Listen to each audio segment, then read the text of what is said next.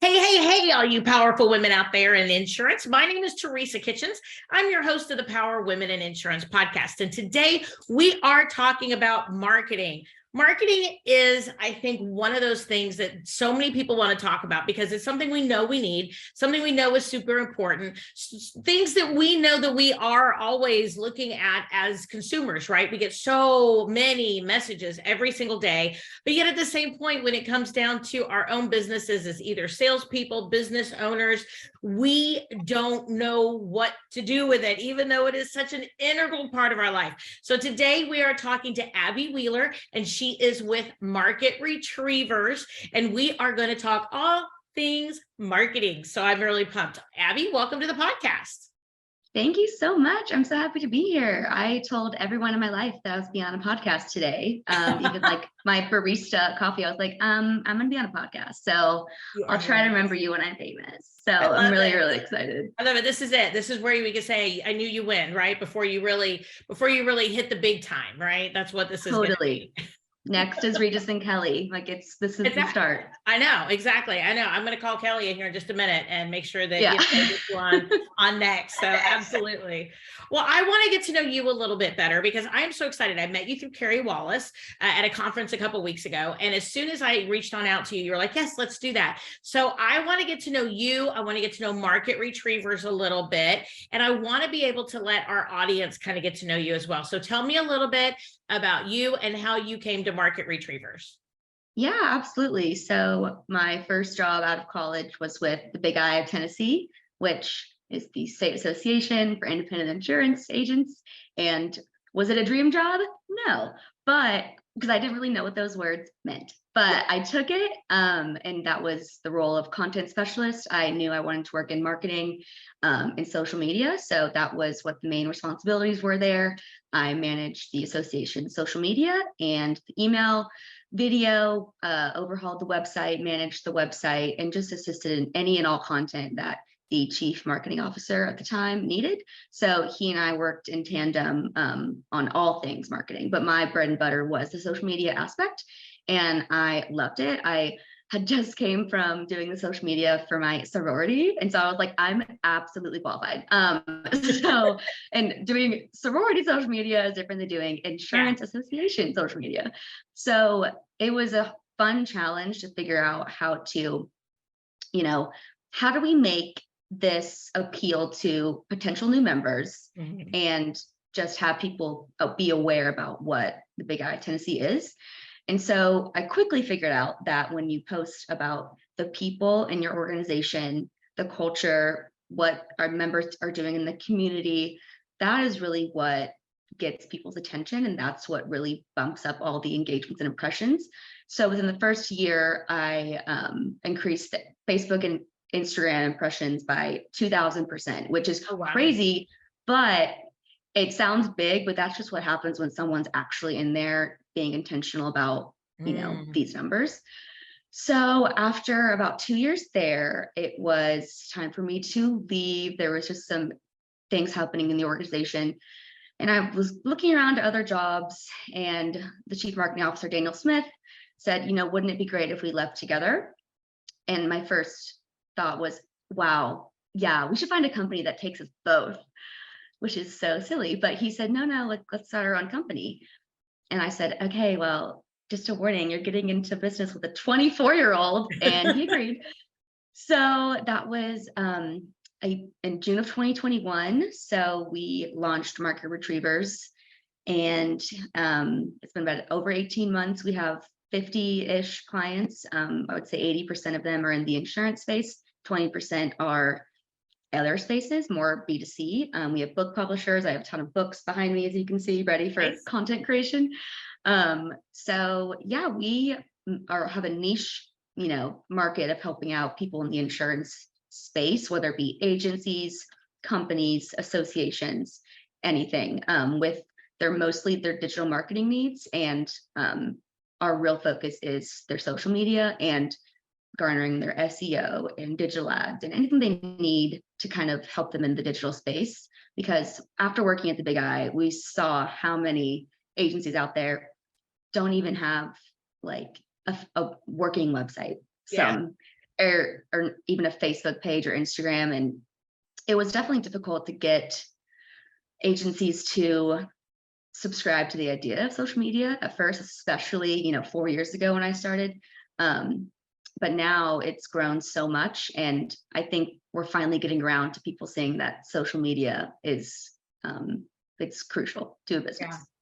Yeah, absolutely. And I think when people think about social media, they think about the fact that it's very hard to track ROI. It's very hard to be able to track sales that come into you, because people are like, you may say, oh, how did you hear about us? They're like, I don't know. I've seen you multiple places and I just decided to give you a call.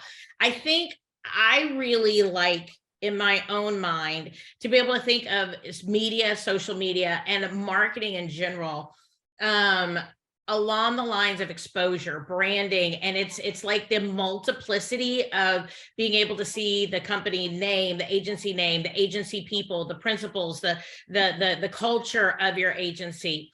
It's a really good way for people to get to know you. And then whenever they do come to you, maybe they don't even know how they came to you because they've seen you so many different places, so many different times. It's almost like a no-brainer. Oh, well, like if my husband and I are sitting around on a Friday night and we're like, oh, well, we need to blank. I go, oh, I think there's this one company that I've heard about.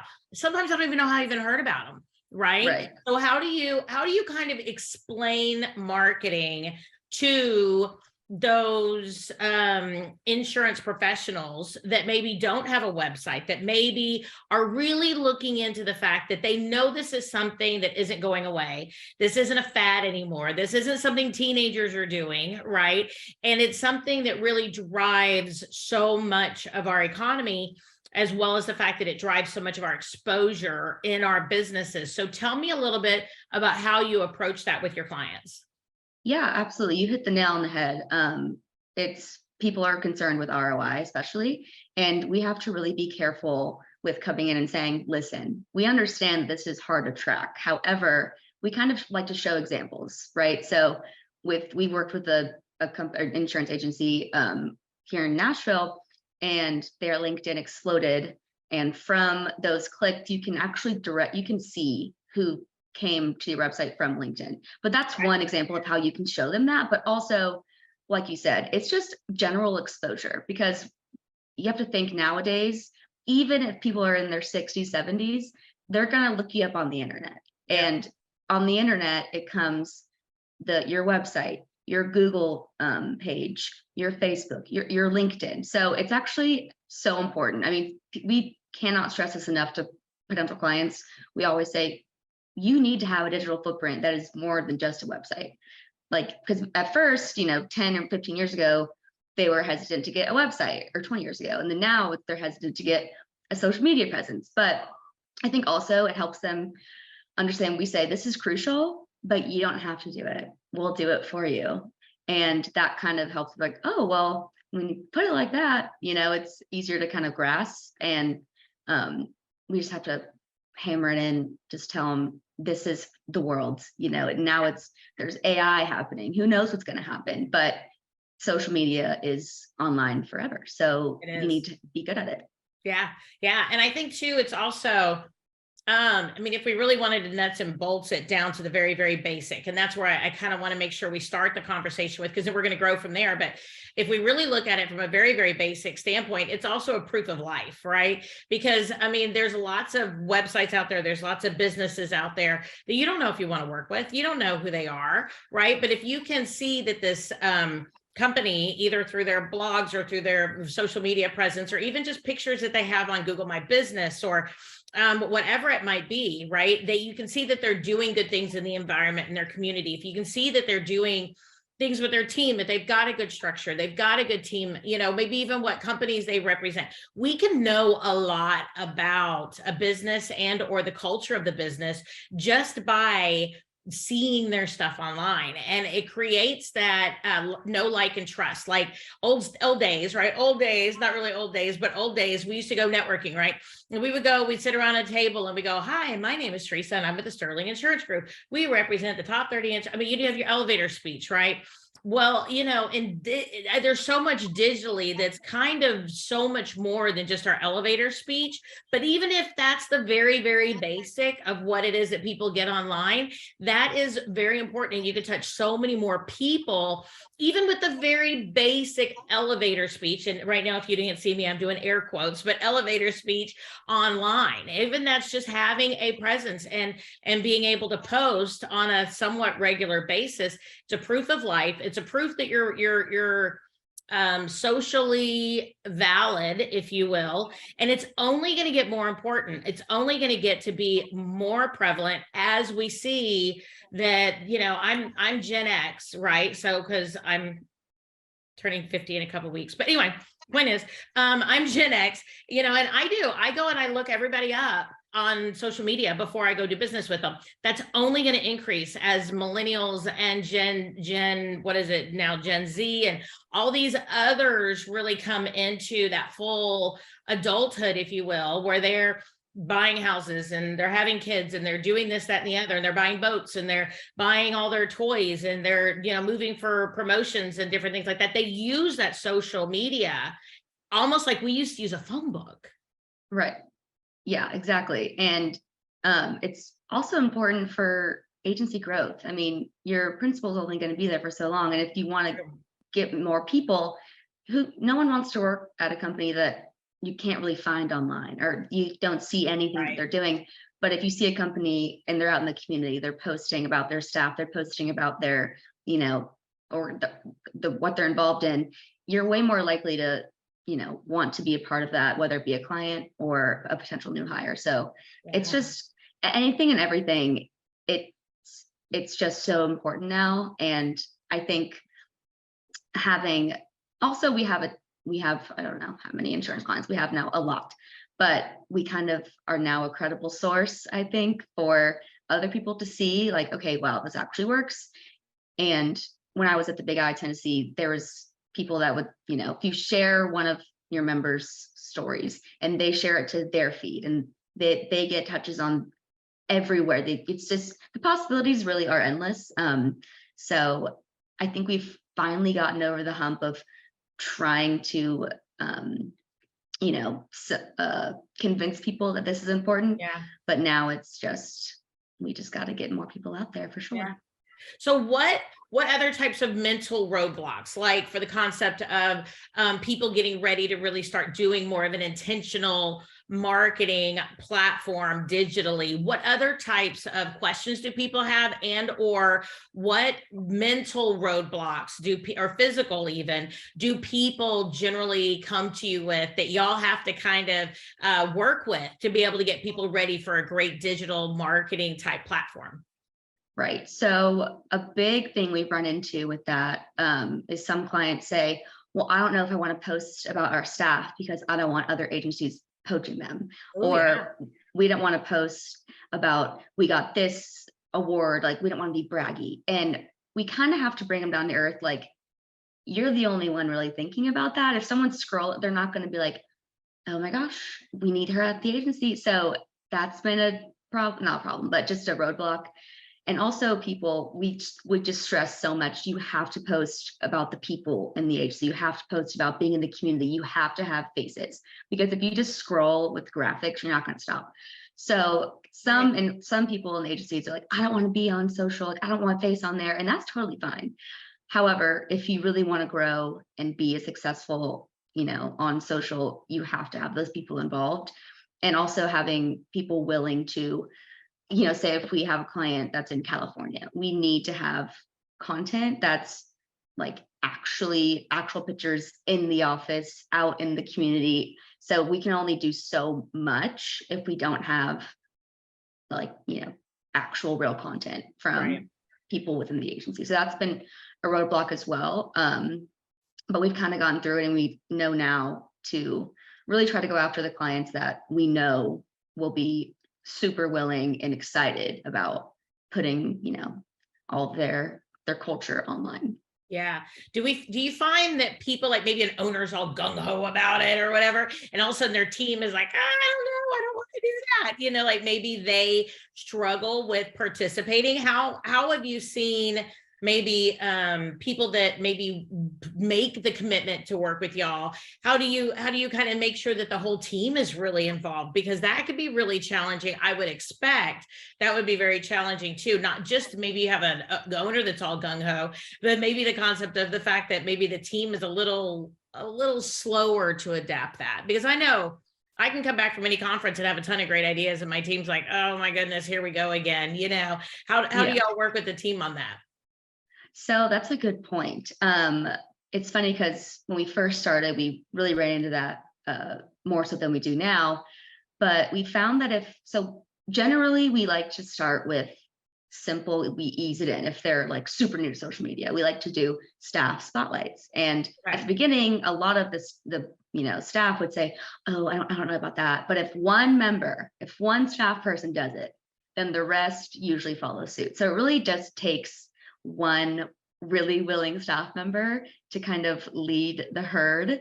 And then it makes it much easier and we try to make it fun too. It's not just like, hey, meet Abby, she works in insurance. It's like, hey, meet Abby, she has a cat. I don't know. So it's not just like, and we try to make it not super corporate businessy. We try to make everything more fun and light. So people are less, scared to be, highlighted or involved. So that's how we kind of worked around that. And of course, there's some people that say, absolutely no way I'm going to be online, and that's totally fine. But we prefer people want to be, Well, I would think though that it's kind of like once you get your mind around it as an agency or as a team, that then it would get so much easier, because it's not just you that needs to participate online. Now all of a sudden it's the whole team is participating, right? So it might be, hey, me and Sally are over here having lunch, and we were having a great day today at the Sterling Insurance Group, right? Or, something like that. I mean, and I can totally see how maybe they would jump in with both feet, even though maybe they were really scared at first, and really get to the point where they engage over the course of time as they feel more comfortable. Yeah, absolutely. And it's always so great to have a client that has a few people in the agency that are always, working to, let's get a picture of this. Let's make sure we post about this. Let's send this to Abby and Daniel. So having those clients it's really great, because we have one particular client that's not in insurance, but they don't send us anything. And we post and they're like, looks great. I'm like, does it? I don't know. So, but having those clients also makes our job way more fun and easier. Yeah. I bet. Do you find that the engagement is better with those people that are engaged in their content? Because I'm sure, you don't sit in people's offices all day long. I'm not gonna sit and say you don't know their culture, because you probably have a lot of questions that you ask along the way to where you do get to know their culture a lot. But at the same point, if they don't engage with you, then I would think that that's also like maybe like clients or people wouldn't engage with their posts as much either, because people want to do business with people that they know, like, and trust. And it's not just it's not just a billboard on the side of the road that you could drive past very passively and look up and and be in that space. There's parts of that in even social media, but especially for responses, people really remembering your name and maybe responding to another piece of marketing material that might come through at a later time. Do you find that those companies that come to you with material get a better result than people who don't, who are more passive about their marketing? I definitely think so. And we can also, when those clients we do have that are like, we're at ground zero, we have no idea what to do, we like to kind of come in either once or twice and take photos there ourselves if we can, and get to know the agency and get to know their culture, and have quarterly photo shoots, video sessions, and that makes it easier. And then along the way we kind of build up some content, and also it gets easier for them to realize, oh wait, they might need this, Abby and Daniel might like this. So there's definitely a way to work with those clients who are literally like, we have nothing. And we're like, that's okay, because we can help you. We have professional cameras and phones that can take, we can learn more about the agency and the culture and who they are involved with.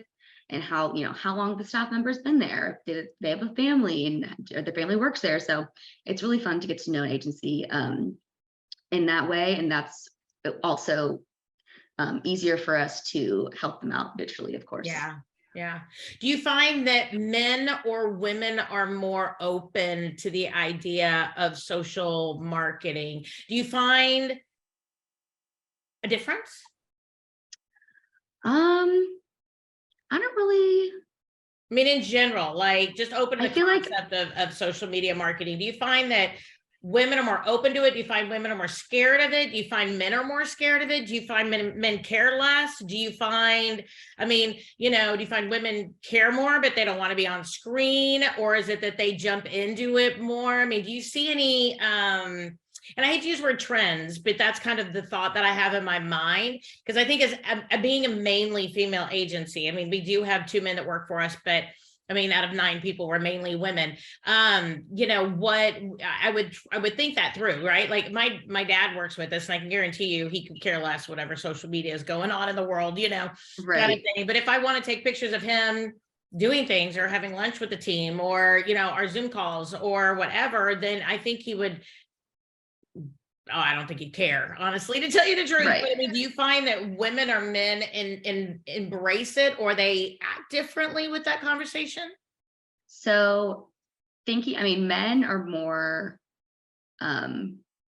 hesitant to think that social media works. Okay. So they're more resistant to, well, I don't see ROI. Why is this even a thing? And some of the female agents or owners, are more open to say, well, we actually understand why this is important, not necessarily just from the number standpoint. And there are some of the men that we work with are more, just resistant to maybe just a change, I guess, in general. Right. So that's been difficult.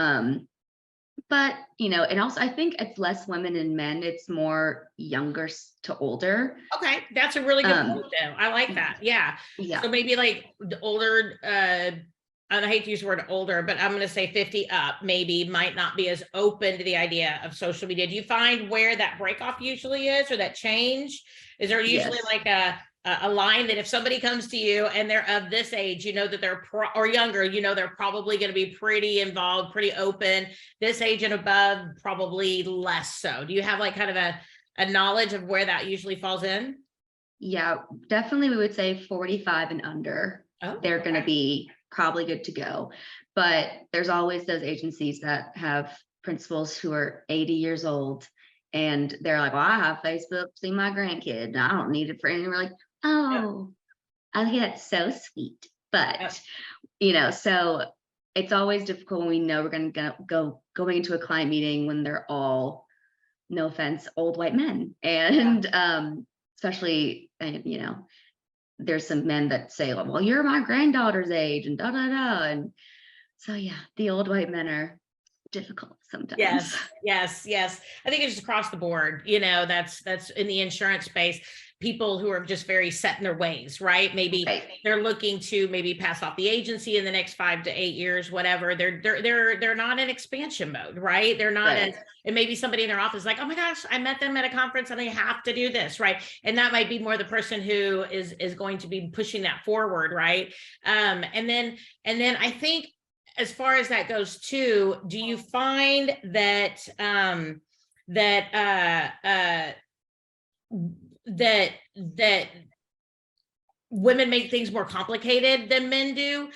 Because I mean, for me, social media, it's like, oh, we're doing social media. I got to do my hair. I got to do my makeup. I got to make sure this is all done. Otherwise, there are other days because I work from home, we run mainly a virtual agency, but if I am in the office, there's a lot of days that I'm like, oh, I don't have on makeup, or I don't have on. And even like, if I'm working, I'll pull up in the morning on my phone, all my appointments for the day. And if I have a podcast, I make sure I have my makeup done and my hair done. But then if I don't have a podcast, I'm like, my team's on Zoom. They've seen me literally with my hair up in people probably shouldn't know this, but with my hair up in a towel, and we're just blowing and going, right? And all of a sudden it's 11 o'clock and I haven't even dried my hair yet because I got started at 7 a.m.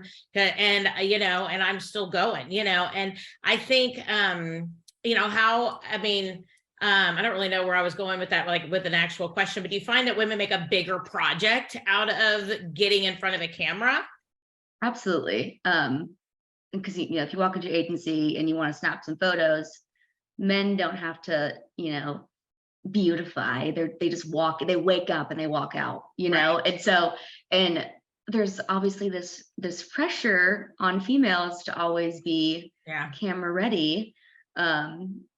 Because that's what, if you're in a photo, you're most likely ready for the photo, right? The Yeah. hair, the hair, the makeup. So there's a lot of times we go into clients and we're like, hey, we're coming in to take pictures. And they're like, no, not me, not today, not today. And I totally get it. But at the same time, I'm like, we told you we were coming 2 weeks Yeah. ago. Yeah. But yeah, I would say so for sure. But we have a big ring light, a nice camera to kind of make it look more quality. Yep. And we tell people all the time, if you don't like this photo, this angle, we absolutely will not, post it or use it without permission. And there has been more instances with the females saying, actually, I don't like my photo. Can we just use a different one? Then the men, they're like, whatever. I don't. They don't care. Yeah. Yeah, they don't care. They don't care. You're lucky they showed up today. No, I'm just kidding.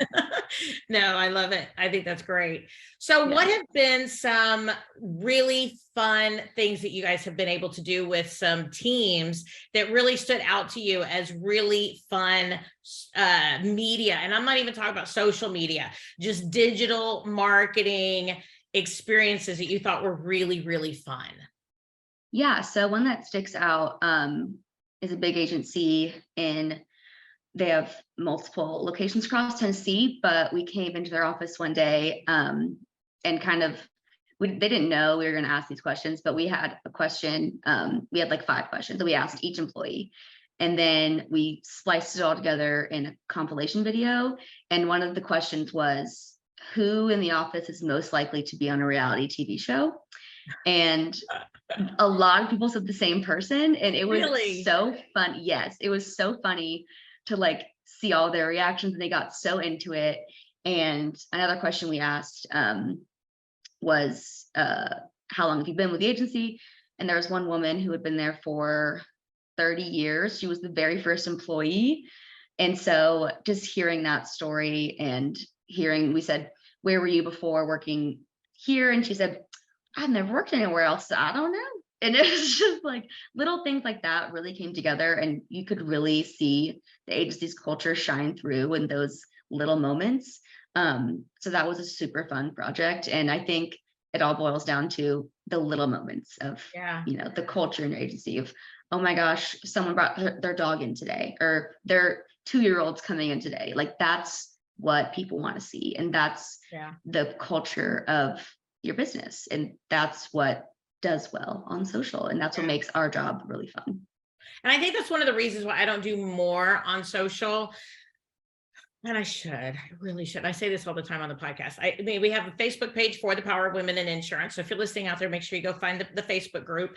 I don't do as much on there as I should because I'm always like, okay, hair, makeup. I'm always like, oh, what do I have to say? How long should I say it? How long should I do this, that, the other?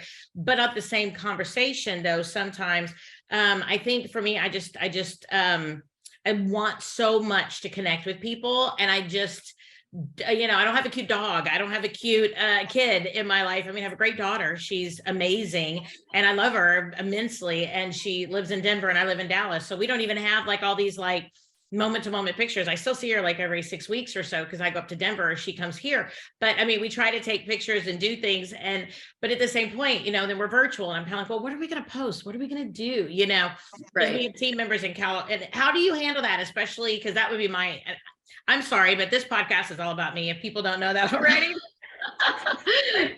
I love it. How do you deal with, because I think virtual agencies are becoming more of a thing to where people are not all in the same place. We're fine if people live in a certain state that's maybe different from another team member. I have team members in Colorado. I have team members in California, Austin, which is about 3 hours south of Dallas, and Dallas. And I even have team members overseas with my virtual assistants over in the Philippines. How do you bring together social media opportunities for virtual agencies or agencies that may not all sit in the same location?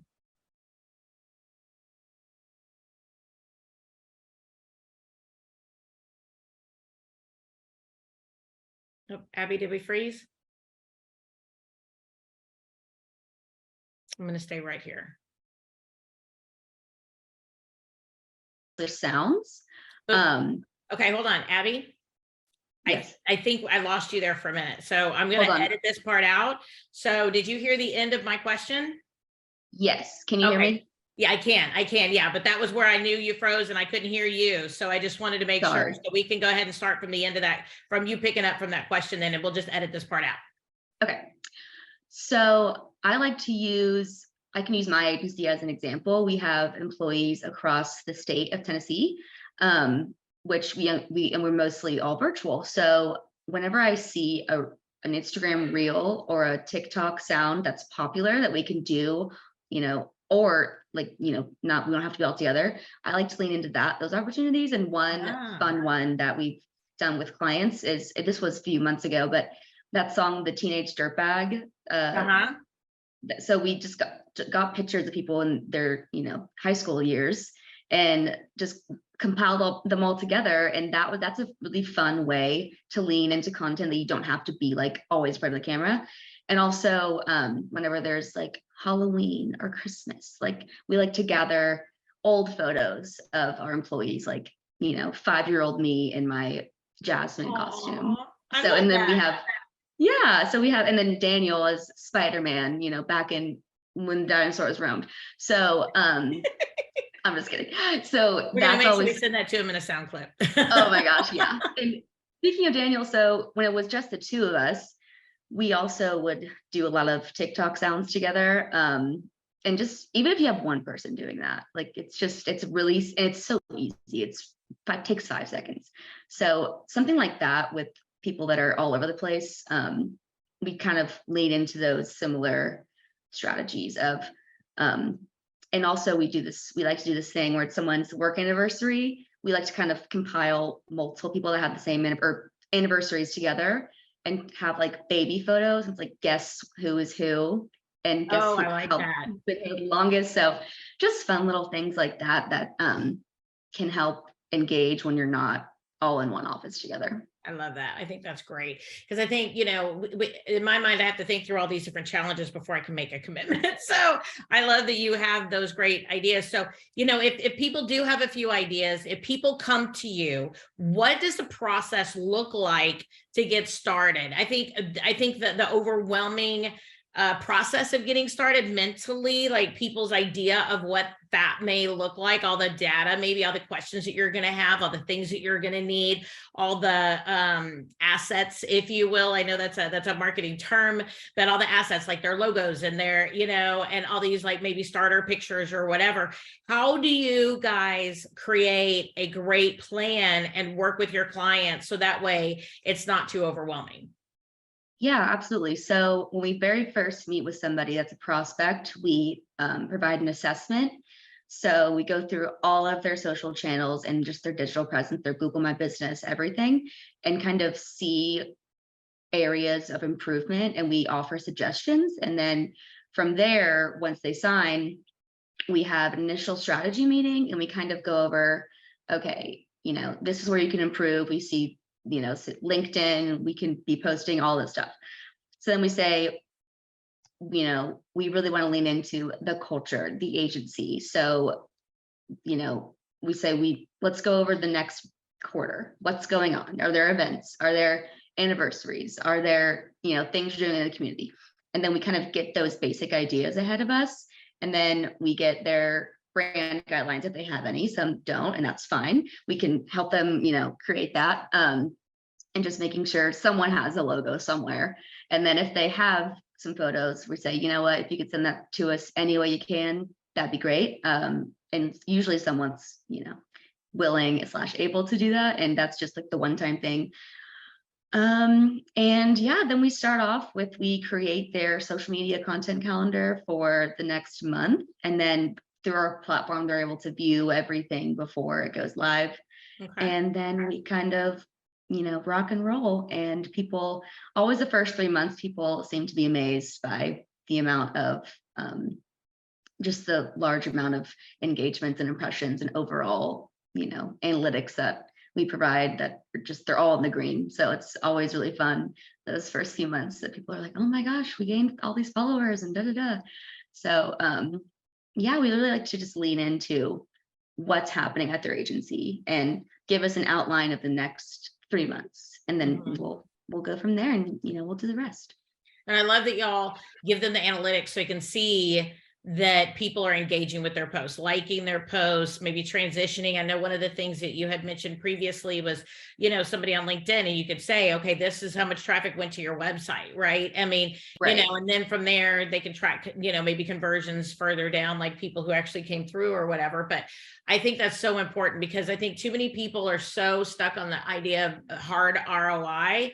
But we need to know that agents have to have a hybrid approach for being able to grow their book. It needs to be, I'm not going to say print advertising is dead, because I don't believe it is. I think if it's done right, I think it's incredibly effective. I think if it's done like, boring white envelope, everybody's sending stuff out, I don't think it's effective, but I do think it can be.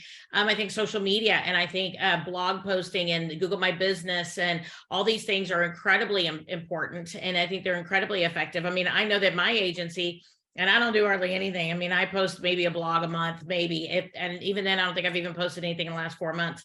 But we still get 2 leads a month, 2 to 4 leads I'm gonna say probably 2 leads a week. We convert probably four quotes a month into new business, into the agency. And they came to us and we're like, how did you hear from us? They're like, I've heard about you, I just knew about you. Or they'll say, I found you online, or I Googled, this in my area. But all of those things, print advertising, media advertising, social proof advertising, as well as having a sales production team, follow up. We have CRM systems that will do a lot of the follow-up within the sales process, going back and retargeting, being able to go back and build that brand acknowledgement and understanding in front of our clients, as well as in front of other people, is really, really important, because it shows people we're still there.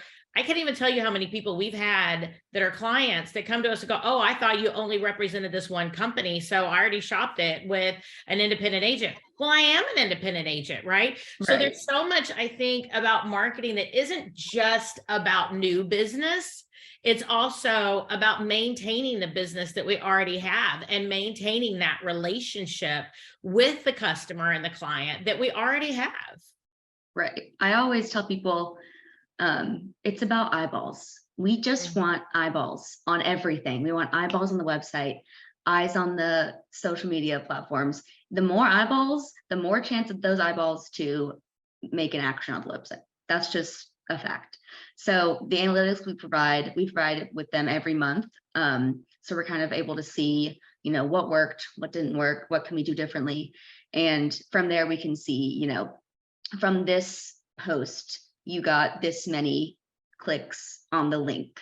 You know what I'm saying? So everything is trackable to an extent, but yeah, you're right. It all is in one marketing bubble that we like to tie up in a little bow and say, this is why you need it. It's for XYZ, and it's vital to an agency. Yeah. And I think we're only going to see it increase. I think it's going to be like, it's going to be like email. It's going to be like email. I mean, back in the day, I'm not going to sit here and say I wasn't around back then, because 20 years ago, I mean, email was used, but people wanted to come and they wanted to sit at your desk and they wanted to eyeball you. Like they wanted like your physical, like they wanted to look in your eyes. Right. And that was fine. And we would send things out by email, but maybe we didn't send out deck pages. They wanted them by physical mail. Right. But, email was more like appointment setting back in the day, oh, are you coming in Tuesday at 3:00? Okay, fine. I'm just confirming our appointment. Right. But then it got to, can't you just send me that document by email? And then it's, well, why don't you tell me what's going on by email? Now, we try to make sure we talk to everybody on the phone on a regular basis, but there's a lot of clients that we have that don't want to talk on the phone. You call them, they're busy, right? And then, before, I'm going to say probably even a lot more recent, 5 to 8 years ago, people like, oh, text messaging has no place in an insurance agency. Well, now a lot of insurance agencies are texting with our clients, because a lot of people They don't even want to go to email because they get so many emails per day, you know, and I think we're constantly going to be seeing communication changing. I know a lot of people now are looking at chatbots and chat type situations on their websites, for relationship based type situations on there, to be able to make their website more friendly and you know, communication driven, and more than just like a billboard type thing. But I think, honestly, I think social media is here. I think media in general, digital media, it's going to change. It's always going to evolve. And I don't want to be on top of it. I'll be very honest. I got other stuff to do. I Right. don't have time to learn the newest, coolest trends on whatever social media platform happens to be amazing right now. You know, like I'm really into TikTok, but I don't like post anything. Like I don't create videos. My daughter does, but I don't, you know, but it's one of those things where as one platform grows, the next platform takes the old platform stuff and makes it better, right? Right. Stuff isn't going away, people. It's here. It's sticking around. And we Right. just have to embrace it. And I think just along the lines of, you know, what you were saying. So social for business, you know, 10, 15 years ago was very like serious and business oriented, right? Yeah. Like here are our services, call us, visit our website. But now we're seeing a big shift of businesses on social are way more lax and way more just what's the word? It's like communicative, like social, you know what I'm saying? Like very, very relaxed, very funny, relatable, conversational. And so that's another kind of thing we need to help out people with is like, oh, we don't want to sound unprofessional, where it's like, do you see these brands on Twitter and TikTok like doing crazy things? And so you don't have to be doing, you know, anything crazy, but doing just a fun TikTok trend or Instagram reel trend is a really great, I think, use for businesses to be relatable and to be funny and show that there's actually a human that helps you out here, not just, you know, a graphic that says, hey, here are our services. Like there's actually people that want to help you, and we have a sense of humor. We have, you know, a heart. We really care about our customers. So that's a big thing I've been seeing. I mean, on TikTok, I've been seeing, obviously it's like some Gen Zer in the office is helping like a law firm, but lawyers will be, you know, doing these funny trends, and that really resonates with people, potential clients, you know. Mm-hmm. Yeah. And I mean, we can throw in some insurance stuff. It doesn't have to be all insurance. Like I Right. follow a guy on TikTok and he's an attorney, but what he does is he talks about argument and negotiation skills. And he says, I'm an attorney with this law firm, you know, but today we're talking about you know, how to be able to work with somebody who's passive aggressive. And this might be a sign that they're passive aggressive, or how to be able to have a conversation if you're being attacked, or, you know, how to redirect a conversation that gets uncomfortable, whatever. And he will, you know, how to deal with it if people start to cry, how to deal with it if you cry, right? Like some people just get so emotional, or they get so frustrated, or they get so, whatever, that they cry sometimes, right? I mean, I know people like that, right? And that's great. Now I cry if I get overwhelmed, if I'm really truly overwhelmed. Me too. Not usually in like a business sense as much, but if I'm trying to process too much at once and I'm just overwhelmed, I will just start crying. So that spoke to me, right? I mean, he's not even in my state, and I can tell you his name and exactly where he's at in his law firm. And, you know, but I watch it all the time, how to deal with, you know, an aggressive client, how to deal with somebody who's, you know, trying to blame you for stuff, how to deal, you know, and I love him. And he's an attorney. He's not giving legal advice. He's giving real life conversations, something that I can relate to. And that makes me say, okay, well, you know, maybe if I ever have a situation, I could call him or his law firm, whatever, and maybe that would be something that I would relate to him on, you know? And I think that even in insurance, just as much as we don't want to sit around and talk to a lawyer about stuff all the time, we don't want to talk to an insurance agent about stuff all the time, but he found a really good way to connect with his audience. And it doesn't have to be stuffy, and it doesn't have to be dancing all the time, you know? I mean, it doesn't have to be goofy, but it could be personal. Exactly. And another example with an agency that it's not that they they weren't resistant to social media. They just didn't really have the one person in the office to kind of help them, get up and let's try to get some content going. It's just that they didn't really think about it, which is why that's our job. So we went into the office and we just filmed a literal 15-second video that was different clips of a day in the life at XYZ agency. And it got 10,000 views on Instagram. Nice. And they only had like 500 followers. So, and it was just a picture of someone pouring coffee, someone waving, some like fun little picture frame on someone's desk. Like, it's just that, it's like the little things that you can just capture. And it doesn't have to be, a goofy trend. It can just be like, oh, this is a day in the life at our agency. This is a cool thing that we have here. We have these old insurance books, something that just is human, because behind every screen, well, maybe not now with AI, but hopefully, behind a lot of screens are people. So, and people relate to other people and not just, this is our agency and we do this, call us, I love it. I love it.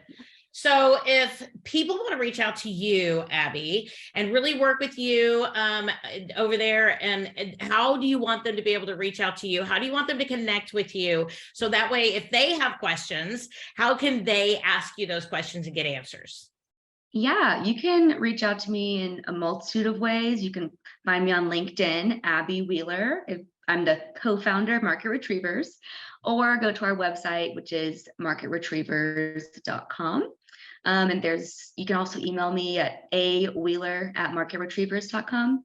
So we would love to have anyone that needs social media, or even just the smallest amount of help. We have multiple tiers and we work with so many people that want to do the littlest thing or the whole enchilada. So we are very flexible. We're still new. So we understand that, people need different things. And so we're here to help. And I love it. I love it.